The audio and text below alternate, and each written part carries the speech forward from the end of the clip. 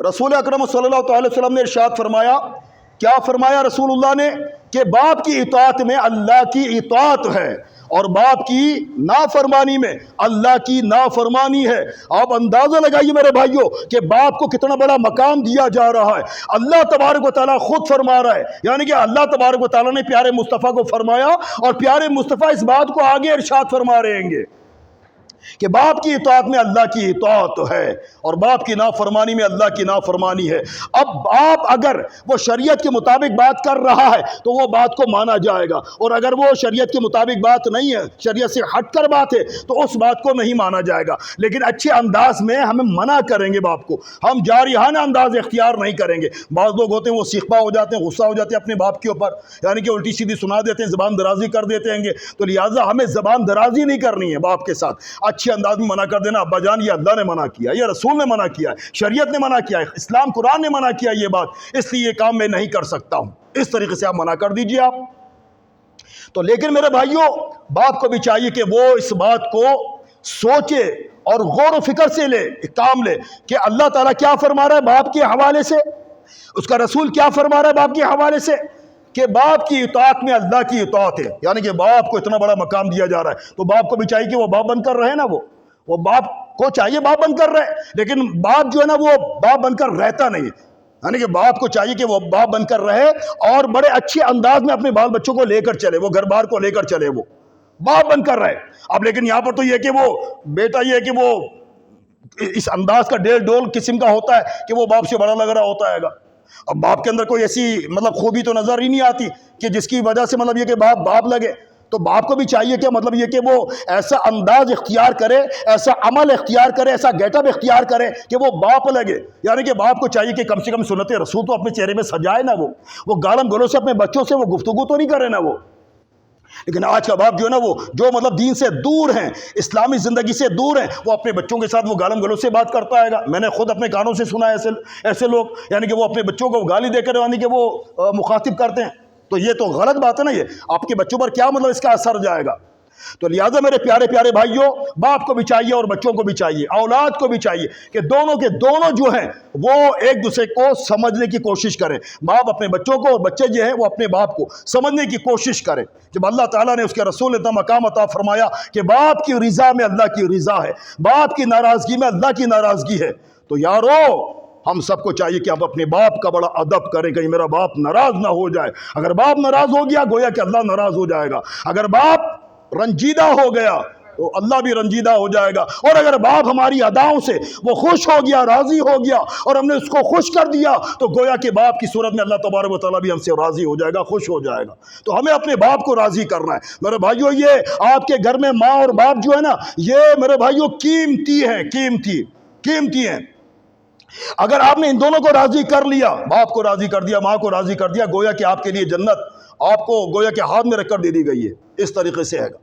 تو لہٰذا میرے پیارے پیارے بھائیوں، اللہ تبارک و تعالی ہم لوگوں کو باپ کا ادب احترام کرنے کی توفیق عطا فرمائے، اور اللہ تبارک و تعالی ہم لوگوں کو، اگر ہمارا باپ خدا نخواستہ انتقال کر گیا ہو تو ہمیں اپنے باپ کا انتقال کے بعد بھی اس کا خیال رکھنا ہے گا، کیونکہ رسول اکرم صلی اللہ علیہ وسلم نے کیا ارشاد فرمایا کہ جو یہ چاہے کہ باپ کی قبر میں اس کے ساتھ حسن سلوک کرے، جو یہ چاہے کہ باپ کی قبر میں اس کے ساتھ حسن سلوک کرے، تو وہ باپ کے بعد اس کے بھائیوں کے ساتھ اچھا برتاؤ کرے، وہ یعنی کہ وہ اپنے چچاؤں کے ساتھ اچھا برتاؤ کرے، وہ چچاؤں کے ساتھ اگر وہ اپنے چچاؤں کے ساتھ اچھا برتاؤ کرے گا، ان کا ادب احترام کرے گا، گویا کہ اس نے اپنے باپ کا ادب احترام کیا ہے گا۔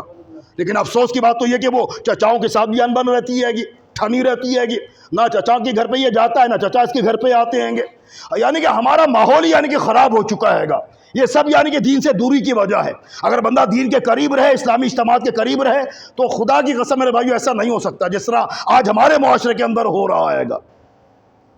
تو لہذا یارو ہم سبوں کو چاہیے کہ ہم لوگ جو ہے نا اپنے باپ کو باپ سمجھنے کی کوشش کریں، ہم باپ کو باپ سمجھیں، ہم باپ کے باپ نہ بن جائیں، کیونکہ آج معاشرے کے اندر یہ دیکھا جا رہا ہے کہ آج کی جو اولاد ہے نا وہ باپ کی باپ بنی بھی ہے گی، وہ یعنی کہ باپ کے اوپر وہ حکمرانی کر رہا ہوتا ہے گا، باپ کو ڈانٹتا ہے، ڈبڑتا ہے، زبان درازی کرتا ہے، بدتمیزی کرتا ہے، زبان چلاتا ہے، یعنی کہ استغفر اللہ وہ ہاتھ بھی اٹھا دیتا ہے گا. وہ بعض کے گھر میں ایسا سننے میں آتا ہے گا، اور میڈیا پر سننے پر آتا ہے گا، اور اس کے علاوہ یعنی کہ پڑھنے میں بھی آتا ہے گا. اور ایسی کتابیں بھی ہیں گی میرے بھائیوں، ہمارے علماء کرام نے لکھی ہے گی کہ کتنے بچوں نے اپنے باپ کے اوپر ہاتھ اٹھایا ہے گا، منہ پر تھپڑ مار دیا ہے گا. کتنے گھر ایسے ہیں گے میرے بھائیوں کہ وہ بیٹے میں اور باپ میں لڑائی ہو جاتی ہے گی، اور بیٹا مطلب یہ کہ وہ تگڑا ہوتا ہے، باپ یعنی کہ بوڑھا ہو چکا ہوتا ہے، کمزور ہو چکا ہوتا ہے، تو غصہ آ جاتا ہے بیٹے کو، اور بیٹا جو نا وہ اپنے باپ کو جو نا وہ تھپڑ مار دیتا ہے گا. استغفر اللہ، لڑائی ہو جاتی، گتم گتا ہو جاتے ہیں دونوں. استغفر، جہالت کی وجہ سے، جہالت کی وجہ سے. اللہ تعالیٰ ہدایت عطا فرمائے، مسلمانوں کو ہدایت عطا فرمائے. تو لہٰذا میرے پیارے پیارے بھائیوں، اللہ تبارک و تعالیٰ ہم سارے مسلمانوں کو اپنے باپ کا ادب اور احترام کرنے کی توفیق عطا فرمائے، ادب و احترام کرنے کی توفیق عطا فرمائے. رسول اکرم علیہ الصلوۃ والسلام نے تو یہاں تک ارشاد فرمایا ہے کہ سرکار نے فرمایا کہ باپ کے دوست کے ساتھ اچھا برتاؤ کرنا بہترین نیکی ہے گی، بہترین نیکی ہے. باپ کے دوست کے ساتھ اچھا برتاؤ کرنا بہترین نیکی ہے. اب ایسا بھی ہوتا ہے میرے بھائیوں کہ باپ کا جو دوست ہے یعنی کہ وہ ہمیں اچھا نہیں لگتا، ہمیں اچھا نہیں لگتا، اب وہ آپ کے گھر پہ آ جاتا ہے آپ کے والد صاحب سے ملنے کے لیے، اور آپ کو مطلب یہ کہ وہ اچھا نہیں لگتا ہے گا، کیونکہ آپ کا اور اس کا جو نا وہ معاملہ کچھ دوسرا ہوتا ہے گا. یعنی کہ معاشرے میں تو سبھی رہ رہے ہوتے ہیں گے، اور اتفاق کی بات ایسی ہوتی ہے کہ جو آپ کے باپ کا جو دوست ہوتا ہے وہ آپ کا بھی دوست ہوتا ہے گا، لیکن آپ کے ساتھ اس کے جو معاملات ہوتے ہیں وہ صحیح نہیں ہوتے ہیں. اگرچہ آپ کے باپ کے ساتھ اس کے معاملات صحیح بھی ہوں، لیکن آپ کے ساتھ اس کے معاملات صحیح نہیں ہوتے ہیں. تو اگر وہ آپ کے گھر پر وہ آتا ہے آپ کے والد صاحب کو بلانے کے لیے، تو ہوتا کیا ہے کہ وہ مطلب یہ کہ بھگا دیتا ہے کہ جا یار اپنا کام کر، تو یہاں سے نکل، یہاں سے گھر پہ آئندہ میرے گھر پہ نہیں آنا. تو لہٰذا ایسا نہیں کرنا چاہیے. یعنی کہ وہ آپ کا بھی دوست ہے تو آپ کے باپ کا بھی دوست ہے، تو آپ اپنے دوست کو مطلب ایک طرح سے چھوڑ دیں، آپ ذہن سے نکال دیں، لیکن یہ آپ کے باپ کا دوست ہے، تو لہٰذا آپ کے باپ کا دوست ہے تو آپ اس کی رسپیکٹ کریں، آپ اس کا ادب کریں، احترام کریں کہ یہ آپ کے باپ کا دوست ہے، اس لیے ادب کریں، احترام کریں. اب جیسے کہ حضرت سیدنا عبداللہ بن عمر رضی اللہ تعالیٰ عنہما، عبداللہ بن عمر رضی اللہ تعالیٰ عنہما کے بارے میں آتا ہے کہ عبداللہ بن عمر رضی اللہ تعالیٰ عنہما یہ مکہ المکرمہ کی طرف جا رہے تھے، سفر کرتے ہوئے جا رہے تھے، تو راستے میں ایک بدوی ملا، ایک دیہاتی وہ ملا. حضرت سیدنا عبداللہ بن عمر رضی اللہ تعالیٰ عنہما نے کیا کیا، اس کو اپنا امامہ اتار کر اس کے سر پر سجا دیا، اپنا امامہ سجا دیا، اور اس کو اپنے خچر پر اپنے ساتھ بٹھا لیا. اور آپ کے ساتھ جو دوست تھے نا، آپ کے جو ساتھی لوگ تھے، وہ کہنے لگے کہ یہ بدوی لوگ جو ہوتے ہیں نا یہ تو معمولی چیز پر خوش ہو جاتے ہیں گے، آپ نے اتنا بڑا مطلب ان کو عطا کر دیا، اتنی عطا کر دیا، آپ نے اپنا امامہ اتار کر اس کے سر پر رکھ دیا اور اپنے خچر پر بٹھا لیا. تو عبداللہ بن عمر رضی اللہ تعالیٰ عنہما یہ فرمانے لگے کہ بات دراصل یہ ہے کہ اس بدوی کا جو باپ ہے وہ میرے باپ کا دوست ہے، وہ میرے باپ کا دوست ہے. اور رسول اکرم صلی اللہ علیہ وسلم نے ارشاد فرمایا کہ بہترین نیکی یہ ہے، بہترین نیکی یہ ہے کہ بیٹا اپنے باپ کے دوست کو عزیز رکھے. دیکھا میرے بھائیو، بیٹا اپنے باپ کے دوست کو عزیز رکھے، یہ بہترین نیکی ہے. تو لہٰذا میرے بھائیو جو بھی آپ کے والد صاحب کے دوست ہیں نا، ان کا ادب کرنا چاہیے یار، ان کا احترام کرنا چاہیے، بھلے سے وہ کیسے بھی ہوں، آپ ان کا ادب احترام کریں، عزت کریں، اس کی عزت کریں. کیا پتا آپ اس کو ان کی عزت کریں گے، احترام کریں گے اور ان کے ساتھ اچھے اخلاق کے ساتھ پیش آئیں گے، کیا پتا اگر وہ خراب ہو تو وہ سدھر جائے، وہ بندہ بھی آپ کے اچھے اخلاق کی وجہ سے. یہ بھی ممکن ہے نا، ہو سکتا ہے، ایسا سب کچھ ہو سکتا ہے. تو لہٰذا میرے پیارے پیارے بھائیوں، اگر خدا نخواستہ آپ کے باپ کا انتقال ہو گیا تو آپ کا بڑا بھائی گھر کے اندر موجود ہے نا، وہ بھی تو مطلب یہ کہ باپ کے قائم مقامی تو ہے. رسول اکرم صلی اللہ علیہ وسلم نے کیا ارشاد فرمایا؟ سرکار نے ارشاد فرمایا کہ بڑا بھائی باپ کی طرح ہے، بڑا بھائی باپ کی طرح ہے. تو لہٰذا اگر باپ کا انتقال ہو گیا ہے تو بڑا بھائی تو گھر میں موجود ہے نا، وہ بڑا بھائی باپ کے برابر ہے. لہٰذا اب یعنی کہ جو تم اپنے باپ کے ساتھ جو ادب کرتے تھے، احترام کرتے تھے، خیال رکھتے تھے، ان کی خوشی اور ناخوشی کا خیال رکھتے تھے، اسی طریقے سے آپ کو اپنے بڑے بھائی کا خیال رکھنا ہے اور خوشی ناخوشی کا بھی خیال رکھنا ہے گا، سمجھا؟ تو بڑا بھائی تو زندہ ہے نا آپ کا، تو لہٰذا بڑے بھائی کا ادب کریں، احترام کریں اور بالکل وہی رسپیکٹ دیں آپ۔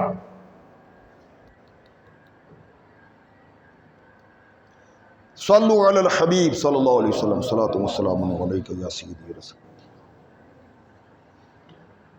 صلو علی الحبیب، صحیح، صلو علی الحبیب صلی اللہ علیہ وسلم۔ تو لہٰذا میرے محترم پیارے پیارے بھائیوں، اللہ تبارک و تعالی ہم لوگوں کو اپنے باپ کا مرتبہ اور مقام سمجھنے کی توفیق عطا فرمائے اور اپنے باپ کا ادب احترام کرنے کی ہمیں توفیق عطا فرمائے۔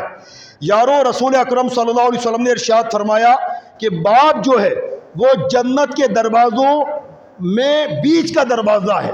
جنت کے جو دروازے ہیں نا، سارے دروازوں میں بیچ کا دروازہ ہے۔ اب آپ کی مرضی ہے کہ باپ کی صورت میں جنت کا دروازہ آپ کھول کر رکھیں یا بند کر دیں اپنے اوپر، یعنی کہ کھلا کس طریقے سے رہے گا؟ وہ اس طریقے سے رہے گا کہ آپ اپنے باپ کی اطاعت کریں اور ان کو خوش رکھنے کی کوشش کریں، تو انشاءاللہ جنت کا دروازہ کھلا رہے گا۔ اور اگر آپ نے اپنے باپ کی نافرمانی کری، ان کا دل دکھایا، دل جلایا، تو پھر کیا ہوگا کہ وہ جنت کا دروازہ آپ کے لیے بند ہو جائے گا۔ رسول اللہ صلی اللہ علیہ وسلم نے کیا ارشاد فرمایا؟ سرکار نے فرمایا کہ باپ جو ہے نا وہ جنت کے سارے دروازوں میں بیچ کا دروازہ ہے گا۔ جس طرح ماں کے بارے میں ارشاد فرمایا کہ ماں کے قدموں تلے جنت ہے، ماں کے قدموں تلے جنت ہے، تو اسی طریقے سے میرے بھائیوں باپ کے بارے میں فرمایا کہ باپ جنت کے سارے دروازوں میں سے بیچ کا دروازہ ہے، بیچ کا دروازہ ہے۔ تو لہٰذا یارو، رسول اللہ نے یہ جو ارشاد فرمایا کہ ماں کے قدموں تلے جنت ہے، اس سے مراد کیا؟ اس سے مراد یہ نہیں ہے کہ ماں کے قدموں تلے جنت ہے، یہ مطلب نہیں ہے۔ مطلب اس کا یہ ہے کہ اگر تم نے ماں کی خدمت کری اور ماں کا دل جیت لیا تو ماں کی خدمت کی وجہ سے تم کو جنت ملے گی، سمجھا؟ تم کو جنت ملے گی۔ اسی طریقے سے اگر تم نے باپ کا دل جیت لیا تو جانا تو دروازے سے ہی ہوگا نا جنت کے اندر، سمجھا؟ دروازے سے جنت میں جانا ہوگا، تو باپ کو بھی تو راضی کرو تاکہ آپ کا پھاٹک کھلا ہوا مل جائے۔ اگر وہ بند رہا تو آپ کیسے جاؤ گے اندر؟ تو دونوں کو راضی کرنا یہ ضروری ہے گا، ماں کو بھی راضی کریں اور باپ کو بھی راضی کریں، دونوں کو راضی کر کے رکھیں آپ، دونوں کو راضی کر کے رکھیں آپ۔ رسول اکرم علیہ السلام نے ایک مقام پر یہ بھی ارشاد فرمایا، سرکار نے ارشاد فرمایا کہ جس نے اپنے والدین کو رحمت کی نظر سے دیکھا، محبت کی نظر سے دیکھا، تو اللہ تبارک و تعالی ہر نظر کے اوپر اس کو حج مقبول کا ثواب عطا فرماتا ہے گا۔ یعنی کہ اگر آپ نے اپنے ماں باپ کو، صرف ماں نہیں، باپ بھی اس کے اندر شامل ہے، والدین دونوں شامل ہے اس کے اندر، اگر آپ نے اپنی ماں اور اپنے باپ کو رحمت کی نظر سے دیکھا تو اللہ تبارک و تعالیٰ آپ کو حج کا ثواب عطا فرمائے گا۔ اور کون سا حج؟ جو مقبول ہو چکا ہو، مبرور حج کا ثواب عطا فرمائے گا۔ تو لہٰذا اپنی ماں کو، اپنے باپ کو رحمت کی نظر سے دیکھا کریں آپ، پیار کی نظر سے، الفت کی نظر سے، چاہت کی نظر سے آپ دیکھا کریں آپ، تو آپ کو گھر بیٹھے حج کا ثواب مل جائے گا۔ اب بندہ حج پر جاتا ہے، لاکھوں روپے خرچ کرتا ہے، وہ تو ایک شرعی حج ہے، وہ تو کرنا پڑے گا۔ اگر آپ مالدار ہیں، زندگی میں ایک بار حج کرنا پڑے گا وہ، لیکن یہاں پر رسول اکرم علیہ السلام ارشاد فرما رہے کہ جس نے اپنی ماں اور باپ کو رحمت کی نظر سے دیکھا تو اللہ تبارک و تعالیٰ اس کو حج مبرور کا ثواب عطا فرمائے گا۔ سبحان اللہ، یعنی کہ حج کا ثواب گھر کے اندر رہے گا۔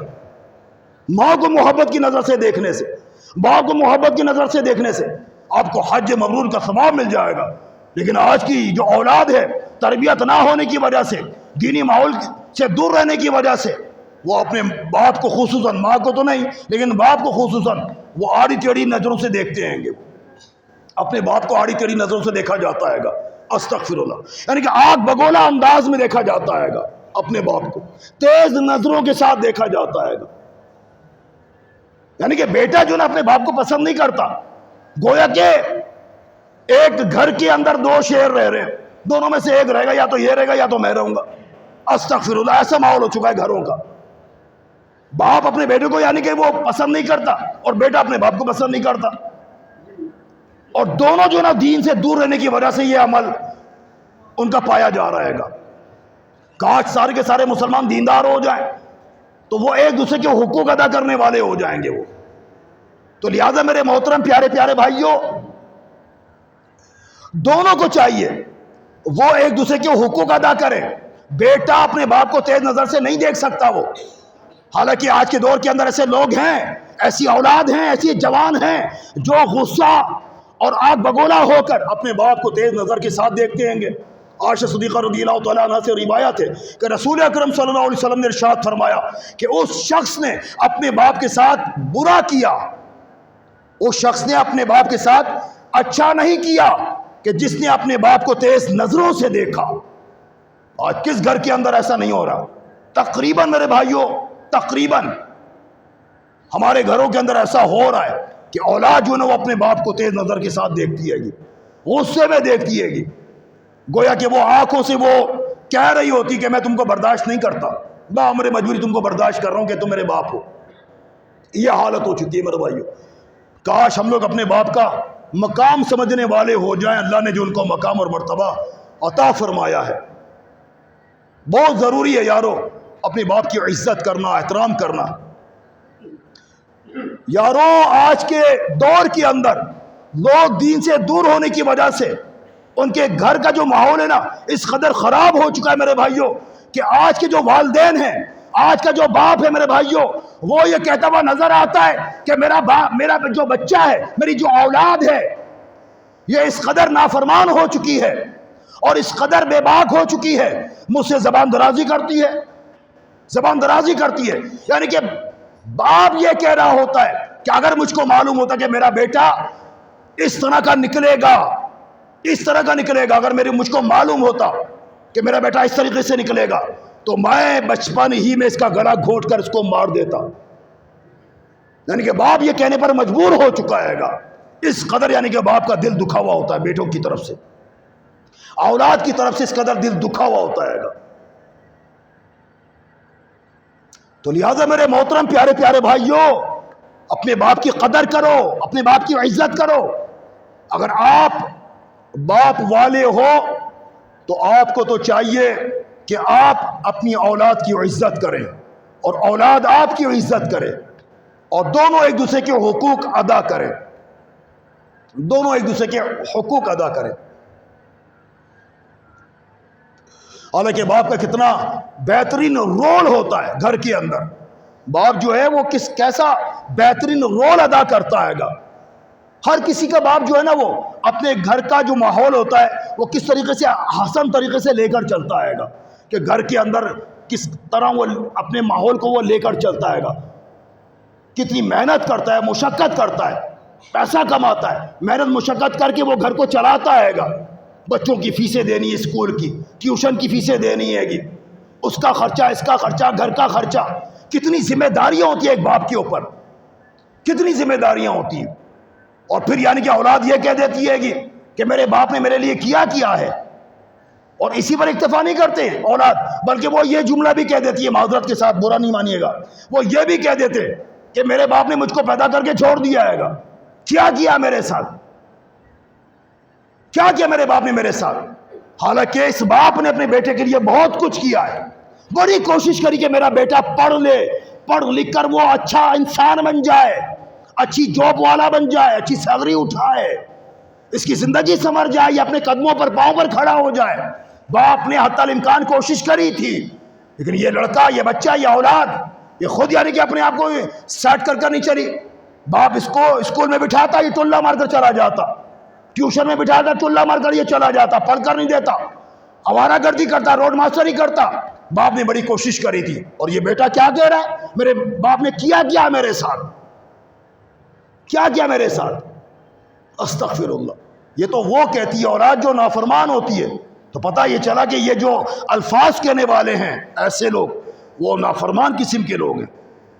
اللہ تعالیٰ ان لوگوں کو ہدایت عطا فرمائے۔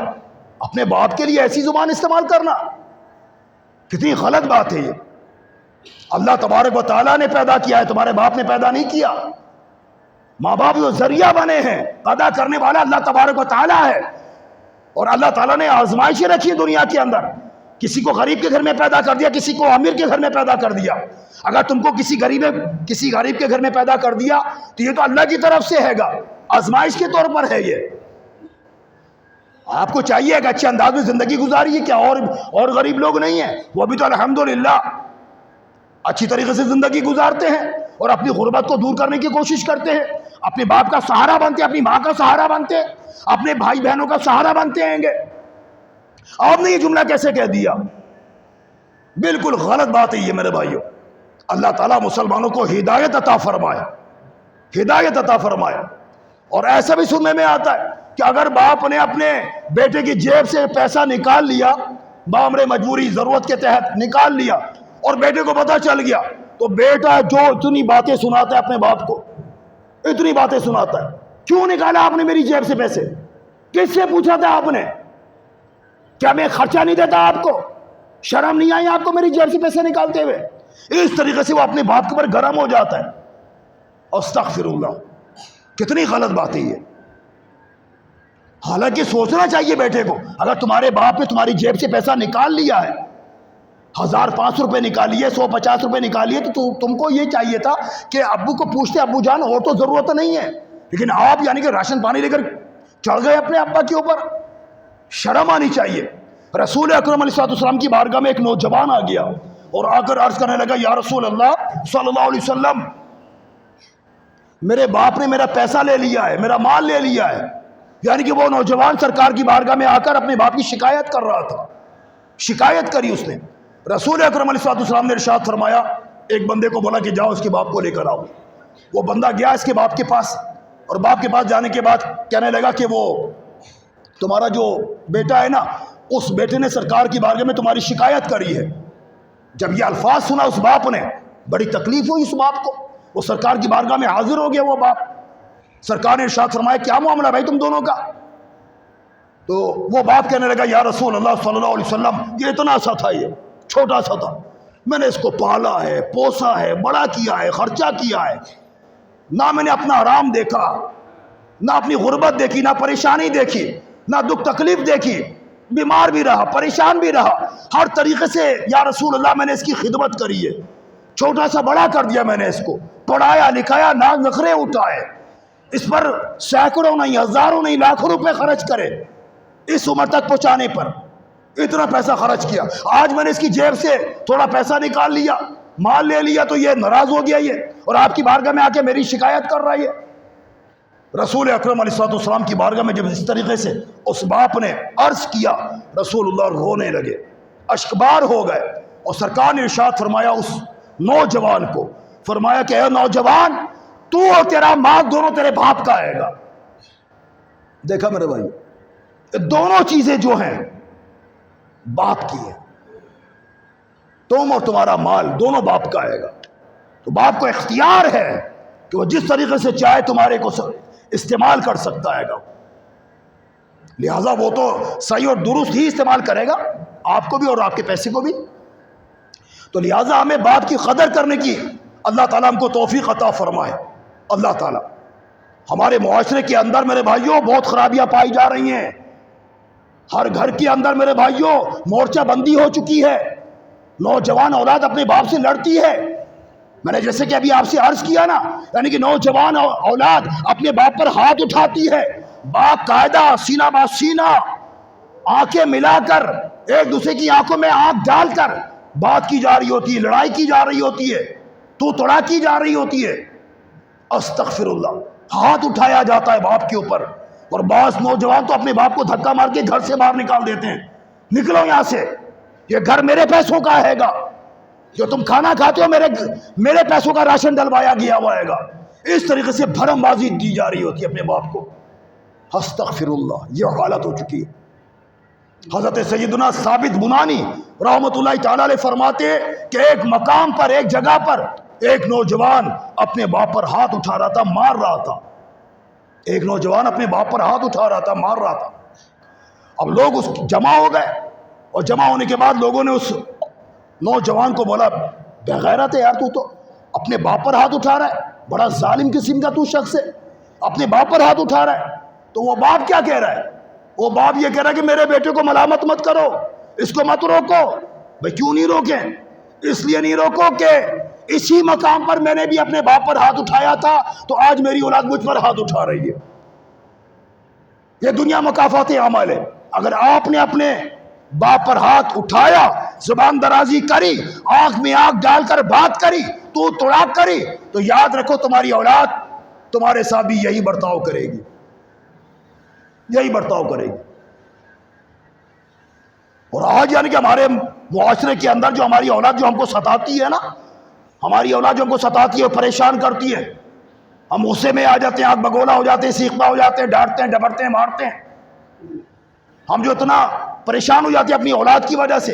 امام صاحب کو کہہ رہے ہوتے ہیں، امام صاحب ذرا دعا کر دیجیے گا میری اولاد کے لیے، امام صاحب ذرا میرے بچوں کے لیے دعا کر دیجیے گا، میری اولاد نافرمان ہے گی۔ تو ایک وجہ اس کی یہ بھی ہوتی ہے کہ آپ نے اپنے باپ کے ساتھ صحیح نہیں کیا تھا، اپنی ماں اور باپ کے ساتھ صحیح نہیں کیا تھا، تو آج آپ کی اولاد آپ کے ساتھ ایسا کر رہی ہے۔ اگر آپ نے اپنے باپ کے ساتھ اپنی ماں کے ساتھ صحیح کیا ہوا ہوتا تو آج آپ کے ساتھ اتنا نہیں ہوتا جو ہو رہا ہے آج آپ ہمارے معاشرے میں۔ یہ دنیا مکافات اعمال ہے، جیسا کرو گے ویسا بھرو گے۔ اگر تم اچھا کرو گے اپنی ماں اور باپ کے ساتھ تو تمہارے ساتھ بھی اچھا ہوگا، اور اگر تم نے برا کیا تو تمہارے ساتھ بھی برا ہوگا، برا ہوگا۔ تو لہٰذا ابھی بھی وقت ہے، اگر آپ کے ماں اور آپ کے باپ زندہ ہیں، جاؤ اپنے ماں باپ سے معافی مانگ لو، اور اگر وہ مر گئے، انتقال کر گئے، قبروں پر چلے جاؤ، جا کر ان سے معافی مانگ لو، اور روزانہ ان کو ایصال ثواب کیا کرو، اور جمعے کے روز قبرستان چلے جایا کرو، ایصال ثواب کیا کرو۔ حدیث پاک میں اس طرح کی سے آتا ہے، مضمون ملتا ہے گا کہ جو لوگ جمعے کے روز اپنے ماں باپ کی قبروں پر جاتے ہیں تو وہ فرما برداروں میں لکھے جاتے ہیں، وہ فرما برداروں میں لکھے جاتے ہیں۔ تو لہٰذا ہم سب کو چاہیے کہ ہم لوگ اپنے فوت شدہ ماں باپ کی قبروں پر جایا کریں، تاکہ ہم لوگ فرما بردار اللہ کی بارگاہ میں لکھے جائیں۔ تو لہٰذا میرے محترم پیارے پیارے بھائیوں، جو لوگ اپنے ماں باپ کے نافرمان ہوتے ہیں اور بدتمیزی کرتے ہیں، زبان درازی کرتے ہیں، ان قریب وہ اس کا خمیازہ بھگتیں گے۔ جو جیسا کرے گا ویسا بھرے گا۔ مولانا روم رحمۃ اللہ تعالی علیہ فرماتے ہیں مثنوی شریف میں، وہ فرماتے ہیں کہ ایک نوجوان تھا، اس نے اپنے باپ کو بولا، ابا جان آپ کہیں اور ٹھکانہ بنا لیجئے اپنا، کہیں اور جا کر رہیے، آپ یہاں مت رہیے، ہر وقت کھانستے رہتے ہیں آپ کو دمے کی بیماری ہے، کہیں ایسا یہ مرض میرے بچوں کو نہ لگ جائے، کہیں اور جا کر رہیے آپ۔ باپ کہنے لگا، بیٹا یہ کیسی بات کر رہے ہو تم، میں کہاں جاؤں گا اس عمر میں، کہاں رہوں گا میں؟ بیٹے نے بولا، آپ کہیں پر بھی رہیے، مجھے کوئی سروکار نہیں ہے اس سے، بس یہاں سے چلے جائیے۔ وہ باپ کہنے لگا، بیٹا اگر تو مجھ سے اتنا ہی بیزار ہے تو تو خود مجھ کو چھوڑ کر آ جا کہیں پر۔ تو بیٹے نے بولا، ٹھیک ہے میں چھوڑ کر آ جاتا ہوں آپ کو۔ بیٹے نے اپنے باپ کا بے دلی کے ساتھ، بیزاری کے ساتھ ہاتھ پکڑا، اور ہاتھ پکڑ کر ایک ویرانے میں لے آیا، اور جب وہ ویرانے میں لے کر آنے لگا تھا تو اس نوجوان کا جو بیٹا ہے نا، اپنا بیٹا، چھوٹا سا بچہ، وہ اپنے پپا کو کہنے لگا، پپا آپ کہاں جا رہے ہیں، مجھے بھی لے چلیے۔ تو پپا نے بولا، ٹھیک ہے بیٹا میرے ساتھ چلو تم بھی۔ نوجوان تو اپنے باپ کا ہاتھ پکڑ کر ویرانے میں لے گیا، اس کا بچہ بھی جو تھا نا اس نوجوان کے ساتھ ساتھ وہ آ گیا تھا۔ چنانچہ ویرانے میں لے آنے کے بعد اس نوجوان نے اپنے باپ کو کہا کہ تم یہیں پر ہی رہنا، یہیں پر ہی رہنا تم یہاں، اور ایک کمبل اس کو دے دیا کہ اگر سردی لگے تو کمبل اوڑھ لینا۔ یہ کہہ کر اس نوجوان نے اپنے بچے کا ہاتھ پکڑا اور وہ چلتا بنا۔ تھوڑی دور وہ چلا تھا، وہ بچہ کہنے لگا، پپا ذرا ٹھہریے، رکیے، میں آ رہا ہوں۔ پپا یہی رک گئے۔ وہ بچہ بھاگتا ہوا آیا اپنے دادا کے پاس، اور دادا کے پاس آنے کے بعد وہ کمبل لے لیا، کمبل کے 2 ٹکڑے کرے، اور کرنے کے بعد ایک ٹکڑا وہ ساتھ لے آیا۔ پپا نے بولا، بیٹا یہ کیا کرا تم نے، دادا کا کمبل تم نے پھاڑ دیا، آدھا چھوڑا ہے آدھا لے آئے، کیا وجہ ہے؟ وہ بچہ کہنے لگا، پپا آپ اس ویرانے کے اندر دادا کو چھوڑ کر جا رہے ہیں، یہاں پر ان کا کون پرسان حال ہوگا، کون ان کی تیمارداری کرنے والا ہوگا، کون ان کے کھانے پینے کا خیال رکھنے والا ہوگا، کون ان کے معاملات کو دیکھے گا؟ اور یہ جو کمبل کا ٹکڑا جو میں نے پھاڑا ہے نا، یہ میں نے اس لیے پھاڑا ہے کہ کل جب میں جوان ہو جاؤں گا اور آپ بوڑھے ہو جاؤ گے تو میں بھی اسی طریقے سے کروں گا جس طریقے سے آپ نے اپنے باپ کے ساتھ کیا ہے، اسی طریقے سے میں کروں گا۔ تو مولانا روم رحمۃ اللہ تعالی علیہ سمجھاتے ہوئے ارشاد فرماتے جو جیسا کرے گا ویسا بھرے گا بھی۔ تو لہٰذا یاروں آپ اپنے باپ کے ساتھ اچھا کرو، اگر آپ اچھا کرو گے میرے بھائیوں خدا کی قسم اس کا اجر پاؤ گے، دنیا میں اور آخرت میں اس کا اجر پاؤ گے۔ اللہ تبارک و تعالیٰ تم کو اس کا اجر عطا فرمائے گا، بشارتیں عطا فرمائیے سرکار نے، بڑے بڑے ثواب کی بشارتیں عطا فرمائیے۔ سرکار کی بارگاہ میں ایک شخص حاضر ہو گیا اور عرض کرنے لگا یا رسول اللہ صلی اللہ علیہ وسلم میں جہاد پر جانا چاہتا ہوں، کیا میں جا سکتا ہوں، اجازت ہے؟ سرکار نے فرمایا کیا تمہارے ماں باپ زندہ ہیں؟ ایک روایت میں آتا کہ اس نے کہا تھا یا رسول اللہ میری ماں زندہ ہے، باپ کا انتقال ہو گیا، اور ایک روایت میں آتا کہ یا رسول اللہ میرے دونوں بوڑھے ماں باپ زندہ ہیں۔ تو رسول اللہ نے کیا فرمایا، اے نوجوان تو گھر چلا جا اور اپنے دونوں بوڑھے ماں باپ کا ادب کر، احترام کر، خدمت کر۔ جب تو ادب احترام کرے گا، خدمت کرے گا تو اللہ تبارک و تعالیٰ تجھ کو جہاد کا بھی ثواب عطا فرمائے گا اور حج اور عمرے کا بھی ثواب عطا فرمائے گا۔ دیکھا میرے بھائیوں، بڑے بڑے ثواب کی بشارتیں ہیں گی۔ رسول اللہ نے فرمایا جہاد پر مت جاؤ، اپنے ماں باپ کو دیکھو، جو بوڑھا ماں باپ ہے، جو بوڑھا باپ ہو چکا ہے، جو بوڑھی ماں ہو گئی ہے، بچوں کی ضرورت ہے، ان کو ضرورت ہے۔ لیکن افسوس کی بات ہے کہ ہمارا باپ بوڑھا ہو چکا ہے، ہماری ماں بوڑھی ہو چکی ہے، ہمیں کوئی سروکار نہیں ہوتا، ہم اڑے رہتے ہیں رات کے 2-2 بجے تک، 3-3 بجے تک اڑے رہتے ہیں، اپنے دوستوں کی گیدرنگ میں، دوستوں کی بیٹھک میں بیٹھے رہتے ہیں گے۔ اگر ماں باپ اگر کچھ روک ٹوک کرتے ہیں تو ماں باپ کو کھری کھری سنا دی جاتی ہے، کیا ہو گیا اگر چلا گیا تو میں، کیا ہو گیا، تم کو کھانا نہیں ملتا کیا وقت پر، کیا پیسے نہیں ملتے تم کو، کیا سیلری نہیں دیتا، کیا تنخواہ نہیں دیتا، خاموش رہا کرو، ذرا کڑ مت کیا کرو۔ اس طریقے سے جملہ بولا جاتا ہے اپنے ماں باپ کو، ماں کو بھی یعنی کہ ہانکا جاتا ہے، باپ کو بھی ہانکا جاتا ہے ایک ہی لکڑی سے، استغفر اللہ، حالانکہ یہ حرام ہے ایسا کرنا، اور بیچارے ماں باپ سہم کر بیٹھے رہتے ہیں گے۔ بڑے افسوس کی بات ہے میرے بھائیوں، دوستوں کی گیدرنگ میں ہمارا دل لگا ہوا ہوتا ہے اور ہماری ماں بیمار پڑی رہتی ہے گھر کے اندر، ہمارا باپ گھر میں بیمار پڑا رہتا ہے گا۔ تمہیں تو چاہیے تھا کہ تم اپنے ماں باپ کے پاس بیٹھو اور ان کی تیمارداری کرو، ان کا ہاتھ دباؤ، سر دباؤ، ان کے پاس بیٹھے رہو، ان کی دلجوئی کرو، خوشیوں کا سامان یعنی کہ ان کے لیے مہیا کرو تاکہ وہ خوش ہو جائے۔ کیا پتہ اسی لمحے ان کا انتقال ہو جائے، اگر انتقال ہو تو تمہاری آنکھوں کے سامنے تو ہو، تمہاری گود میں تو ہو، لیکن ایسا نہیں ہوتا۔ بیٹا اڑا ہوا ہوتا ہے، رنگرلیاں بنا رہا ہوتا ہے، گلچھرے اڑا رہا ہوتا ہے، جب رات کو 2 بجے 3 بجے گھر میں گھستا ہے تو پتہ چلتا ہے جو بیمار باپ تھا، بیمار ماں تھی، وہ مر چکی ہے، وہ مر چکا ہے، اب رو رہا ہے وہ باں کر کے۔ اب کیوں رو رہا ہے تو، اب کیوں رو رہا ہے؟ رونے کی ضرورت نہیں ہے اب تیرے کو، اب تو انتظار کر، تیری اولاد تیرے ساتھ ایسا کرے گی، انتظار کر اس وقت کا، اس لمحے کا انتظار کر۔ یہ دنیا مکافاتی عمل ہے، جو جیسا کرے گا ویسا بھرے گا۔ لہٰذا یارو تم اچھا کرو اپنے ماں باپ کے ساتھ تو تمہارے ساتھ بھی اچھا ہوگا۔ ایک مالدار شخص تھا، اس کے 3 بچے تھے، 3 لڑکے تھے، باپ بیمار ہو گیا تو جو بڑا والا بیٹا تھا اس نے اپنے دونوں بھائیوں کو بلایا اور بلانے کے بعد بولا یار دیکھو تمہیں معلوم ہے ہمارے باپ کی طبیعت خراب ہو گئی ہے، باپ بیمار ہو گیا، بہت سخت بیمار ہے وہ، اور اس کو تیمارداری کی ضرورت ہے، تیمارداری کی ضرورت ہے۔ تو میرے بھائیوں میں تمہارا بڑا بھائی ہوں، ٹھیک ہے، تو میں باپ کی خدمت اپنے ذمہ لیتا ہوں، اگر باپ کو کچھ ہو جاتا ہے، انتقال ہو جاتا ہے تو باپ کی جو جمع پونجی ہے گی وہ تم دونوں آپس میں بانٹ لینا، بس میں جو ہوں نا باپ کی خدمت کرنا چاہتا ہوں۔ دونوں بھائی راضی ہو گئے، ٹھیک ہے بھائی، وہ سمجھے کہ ہمارے تو مزے آ گئے، باپ مر جائے گا تو آدھا آدھا مطلب یہ کہ بٹوارا ہو جائے گا، یہ بھائی تو خدمت مانگ رہا، ٹھیک ہے بھائی خدمت کر دو اپنے باپ کی، حالانکہ وہ بھی بیٹے ہیں لیکن وہ مال ملنے پر خوش ہو گئے وہ، تو بہرحال یعنی کہ وہ دونوں بیٹے جو نا وہ اپنے کام دھندے میں لگے ہوئے ہیں، اور اس نوجوان نے، اس بڑے بھائی نے کیا بہترین کردار ادا کیا، کیا رول ادا کیا، الحمدللہ یہ دن رات باپ کی خدمت کرتا، باپ بیمار تھا، باپ کھانستا تھا، باپ بیماریوں سے دوچار تھا، لیکن اس نے پرواہ نہیں کری، پرواہ نہیں کری، اپنے باپ کا منہ دھلاتا، پیمپر بدلتا، نہلاتا، پاک ستھرا کرتا، نہلاتا دھلاتا، سب کچھ کرتا، خدمت کرتا، اور اپنے باپ کے قدموں میں بیٹھ کر پاؤں دباتا رہتا اور باپ کی رضا حاصل کرنے کی کوشش کرتا رہتا، یہاں تک کہ باپ کا انتقال ہو گیا۔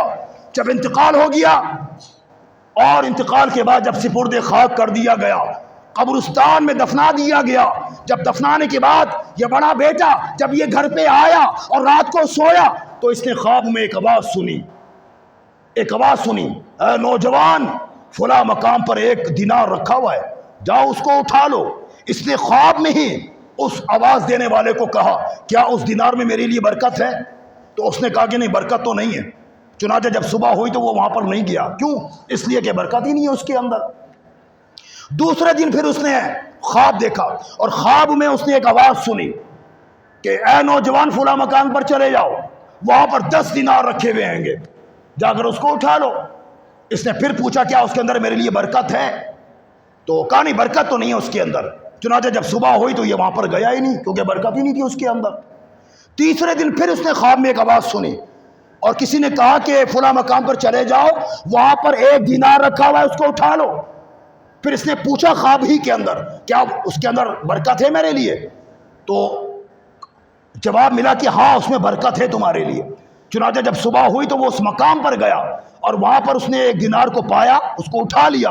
اٹھا کر وہ جب اپنے گھر پر لے کر آ رہا تھا، راستے میں ایک مچھلی بیچنے والا مچھلی بیچ رہا تھا، اس نے اس دینار کی مچھلی کو خرید لیا اور خرید کر جب وہ اپنے گھر پہ لایا اور اس کا جب پیٹ چاک کیا، پکانے کے لیے اس کو چھیلا، پیٹ چاک کیا، تو اس میں سے ایک ہیرا نکلا یا ایک قیمتی موتی نکلا۔ وہ قیمتی موتی لے کر وہ جیولر کے پاس گیا، وہاں پر اس کو وہ فروخت کیا، تو وہ جو قیمتی موتی تھا اس کے بدلے میں 60,000 دینار ملے۔ 60,000 دینار، یعنی کہ وہ کروڑ پتی ہو گیا۔ وہ جب وہ 60,000 دینار لے کر گھر پہ آیا اور رات کو سویا، پھر وہی آواز دینے والے نے آواز دی خواب کے اندر۔ وہ کہنے لگا، جانتی ہو یہ 60 دینار تم کو کیوں دیے گئے؟ یہ کروڑوں روپے کیوں دیے گئے؟ اس لیے دیے گئے کہ یہ تمہاری باپ کی خدمت کا صلہ ہے۔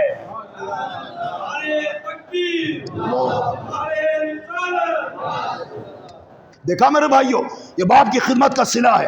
جو اپنے باپ کی خدمت دل لگا کر کرتا ہے، دل لگا کر کرتا ہے خدمت، تو الحمدللہ اسی طریقے سے اس کو صلہ ملتا ہے، دونوں جہاں میں اس کو سعادت مندی حاصل ہو جاتی ہے۔ تو یارو میرے بھائیوں، اپنے باپ کا خیال کرو، اپنے باپ کا ادب احترام کرو۔ حضرت سیدنا عثمان ہارونی رحمۃ اللہ تعالیٰ علیہ، بس میں اختتام کی طرف نام بیان کر رہا ہوں۔ عثمان ہارونی رحمۃ اللہ تعالیٰ علیہ اپنی مجلس سجائے بیٹھے ہوئے تھے اور ذکر و اذکار ہو رہا تھا، واعظ و نصیحت ہو رہی تھی، اللہ رسول کا ذکر ہو رہا تھا۔ ایک پریشان شخص، بوڑھا شخص، وہ آپ کی مجلس میں آ گیا اور بڑا پریشان سا تھا وہ۔ تو عثمان ہارونی رحمۃ اللہ تعالیٰ نے اس سے پوچھا کہ بھائی کیا بات ہے، تم پریشان نظر آ رہے ہو؟ تو وہ بڑے میاں کہنے لگے کہ ہاں، میرا بیٹا جو ہے نا وہ عرصہ دراز سے وہ لاپتہ ہے، وہ مل نہیں رہا، پتہ نہیں کہاں چلا گیا، وہ مل ہی نہیں رہا۔ وہ کافی ہم نے ڈھونڈا، پتہ نہیں وہ زندہ بھی ہے یا انتقال کر گیا۔ میں جو پریشان ہوں وہ تو ہوں، لیکن اس کی ماں بہت زیادہ پریشان ہے۔ تو عثمان ہارونی رحمۃ اللہ تعالیٰ علیہ نے جب یہ باتیں سنی تو آپ مراقبے میں چلے گئے۔ یہ مراقبہ کیا ہوتا ہے؟ یہ مراقبہ یہ اولیاء اللہ کا ایک خاصہ ہوتا ہے گا، یعنی کہ ایک روحانی پاور ہوتی ہے ان کے پاس، روحانی ایک پاور ہوتی ہے، یہ روحانی قدرت ہوتی ہے ان کے پاس، یہ اللہ کی عطا کردہ ہوتی ہے۔ اور اس کے اندر ایسی پاور ہوتی ہے کہ یہ گویا کہ اللہ کی عطا کردہ سے، جو اللہ کی عطا کردہ جو ان کے پاس صلاحیتیں ہوتی ہیں، اس صلاحیتوں کو بروئے کار لا کر اس ساری بات کا، یعنی کہ وہ ساری بات کو جان لیتے ہیں، اللہ کی عطا سے ساری بات کو وہ جان لیتے ہیں، یعنی کہ یہ مراقبے میں چلے گئے، اور کافی دیر تک وہ مراقبے میں رہے۔ اور اس کے بعد یعنی کہ آپ نے اپنا سر اٹھایا اور اٹھانے کے بعد آپ نے اپنے ساتھیوں کو بولا بھائی اس کے لیے دعا کرو تاکہ اس کا بیٹا جو نا واپس گھر پہ آ جائے۔ چنانچہ سب نے ہاتھ اٹھا لیے، انہوں نے بھی ہاتھ اٹھا لیے، سورہ فاتحہ پڑھی اور اللہ کی بارگاہ میں دعا کی، اللہ تعالیٰ اس کے بیٹے کو گھر پہنچا دے، اس طریقے سے دعا کی۔ اور دعا کر کے آج جب اپنے چہرے پر پھیرا تو عثمان ہارونی رحمۃ اللہ تعالیٰ علیہ فرمانے لگے، اس باپ کو کہنے لگے، بڑے میاں تمہارا بیٹا گھر پہ آ گیا ہے، جاؤ اپنے بیٹے سے مل لو۔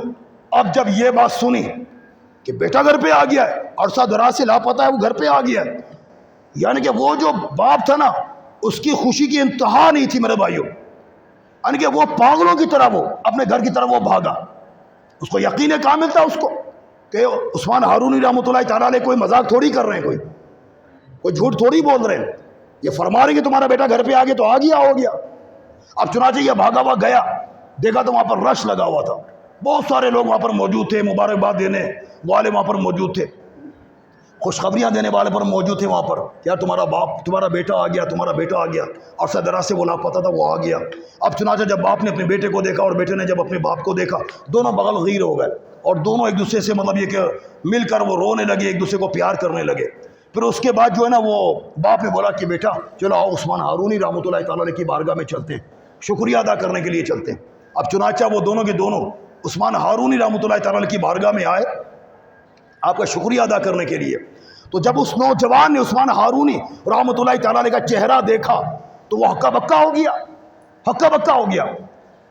تعجب خیز نظروں سے وہ نوجوان دیکھنے لگا عثمان ہارونی رحمۃ اللہ تعالیٰ علیہ کو. تو عثمان ہارونی رحمۃ اللہ تعالیٰ علیہ فرمانے لگے، ارے نوجوان صاحب کہاں تھی تم اتنے عرصے سے، کہاں لاپتہ تھی تم اتنے عرصے سے؟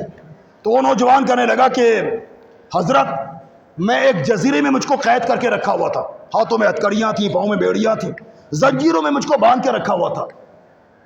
اور ابھی تھوڑی دیر پہلے آپ جیسی صورت والے، آپ جیسی شکل والے درویش میرے پاس آئے اور انہوں نے میری ہتکڑیوں کی طرف اشارہ کیا، وہ ہتکڑیاں کھل گئیں، ٹوٹ گئیں. میری بیڑیوں کی طرف اشارہ کیا، وہ ٹوٹ گئیں. زنجیروں کی طرف اشارہ کیا، وہ ٹوٹ گئیں. اور وہ مجھ سے کہنے لگے میرے نقش قدم پر قدم رکھتے ہوئے چلے آؤ. میں نے ایسے ہی کیا، ان کے نقش قدم پر قدم رکھتا ہوا چلا گیا. پھر انہوں نے کہا رک جاؤ، میں رک گیا.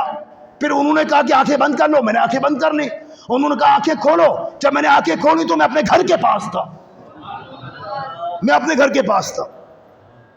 اب بعض لوگ یعنی کہ وہ یہاں پر اعتراض کرتے ہیں گے یار یہ کیسے ہو سکتا ہے، یعنی کہ وہ دماغ میں نہیں آتی یہ بات، یہ کیسے ہو سکتا ہے؟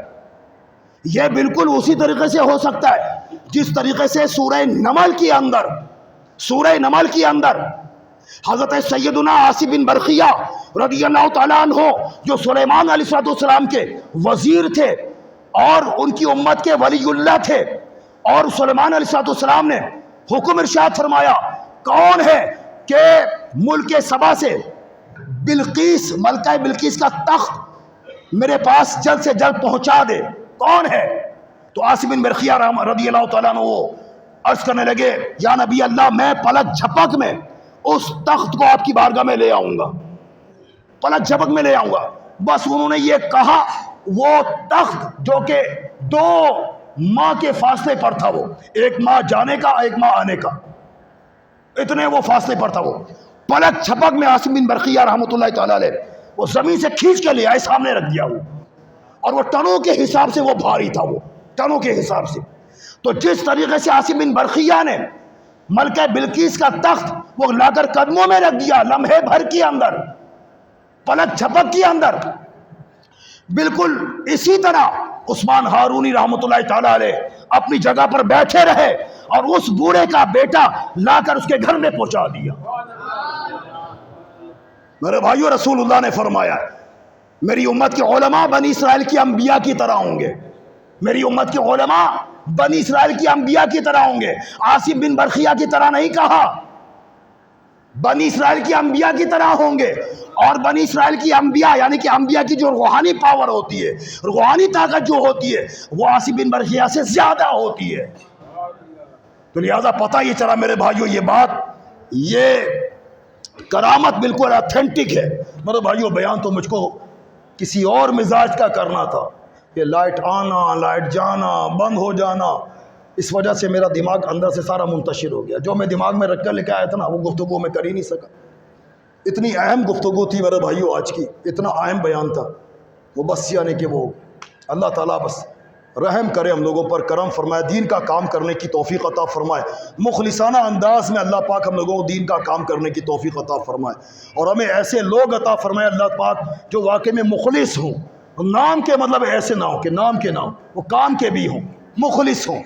اللہ تعالیٰ مخلص لوگ عطا فرمائے، مخلص سننے والے ہوں، مخلص بیان کرنے والا ہو، مخلص آنے والے ہوں، ہم سب مخلص ہو جائیں دین کے لیے، تاکہ دین کا کام بڑھ سکے اور بڑھتا ہی چلا جائے، اور میرے بھائیوں دین کا کام عروج پکڑتا چلا جائے۔ ہم تو بامر مجبوری آتے ہیں، یار وہ جانا پڑے گا ورنہ وہ ناراض ہو جائیں گے، لوگ ان کی ناراضگی کی پڑی بھی ہے گی۔ مخلص تھوڑی ہے ہم لوگ، اپنا چہرہ دکھلانے کے لیے آتے ہیں میرے بھائیوں ہم لوگ، اور آخر میں آ جاتے ہیں چہرہ دکھلانا، ہاں میں آیا تھا، جواب ہم کہہ سکیں کہ میں آیا تھا۔ میں مخلص اس کو تھوڑی کہا جاتا ہے، یہ تو بامر مجبوری تم آتے ہوگے۔ مخلص تو اس کو کہا جاتا ہے جو شروع سے آئے، اور شروع سے آ کر وہ بیٹھے اور دوسروں کو ساتھ لے کر آئے اور دین کا کام کرے اور اسلام کی خدمت کرے اور اس کام کو آگے بڑھائے، تاکہ لوگوں میں ایک اسلامی بات پہنچ سکے اور لوگ اس اسلامی باتوں پر عمل کرنے والے ہو جائیں۔ یارو کوشش کرو یار، ہم سب یعنی کہ مخلص ہو جائیں یار، انشاءاللہ آئندہ اتوار سے ہم لوگ بڑھ چڑھ کر یعنی کہ کام کریں گے دین کا، خود بھی آئیں گے، دوسرے ساتھیوں کو ساتھ لائیں گے۔ اللہ تبارک و تعالیٰ اس معاملات کو جو نا، یہ جنریٹر کا معاملہ، اس کا معاملہ ٹھیک کر دے، درست کر دے، تاکہ بیان کرنے والے کو بھی فریش ہو کر، ریلیکس ہو کر، اچھے انداز میں وہ بھی بیان کر سکے، اور سننے والے بھی مطلب اچھے انداز میں سن سکیں، اور کسی قسم کی کوئی ایسی بات نہ ہو جس سے منتشر ہو سکیں۔